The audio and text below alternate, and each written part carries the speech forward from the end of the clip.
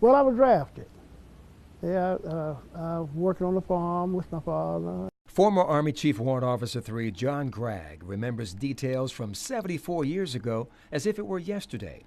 In 1945, the Army drafted Gregg while in high school in the no-traffic light town of Wilmar, Arkansas. Less than a year later, he was 8,000 miles away in the Philippines, serving in the Army's nearly all-black 24th Infantry Regiment. There were about 300 colored troops, which was how they were referred to back then.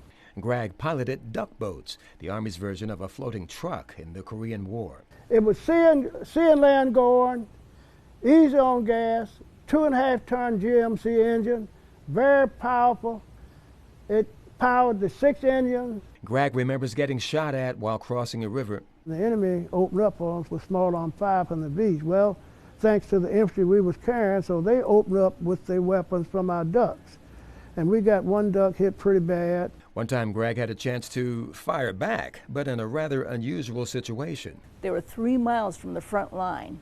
And in the well decks of these vessels, they took howitzers and brought them to the shore. One of the ducks had a crane in it. They offloaded the howitzers, loaded them up with ammo, swiveled them around, and started firing. It was that close. And I mean, it's pretty amazing. In 1966, Gregg completed Warrant Officer School, becoming the first black deck warrant officer and captain of an Army landing craft utility boat. And we had 12 U-boats, 12 Army captains. I'm the only black, 15-man crew, all white. The good men, and I found out later that I knew my job, and now they worked hard. They'd do anything for me. Gregg says the biggest Army ship he captained was a 300-foot fuel tanker.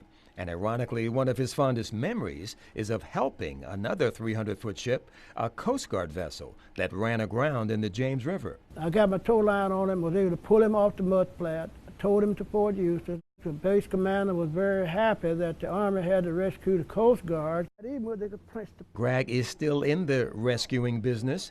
He's helping promote Army Transportation Museum efforts to preserve ththese decades-old machines. You hear all of that extra noise? That's rain hitting the top of this rail pavilion. This shelter was built in 2012 and is protecting all of these outdoor vehicles. Now, the Army Transportation Museum is hoping to build a similar facility to protect all of its outdoor boats. It's going to cost about $1 million. During retirement, Gregg and his wife Ann ran a daycare and school in Hampton. They raised 3 children. And now at 92, Chief Warrant Officer 3 John Gregg looks back. Well, I had a wonderful ride. I had good days and bad days, more good than bad. For Veterans Voices, I'm Don Roberts.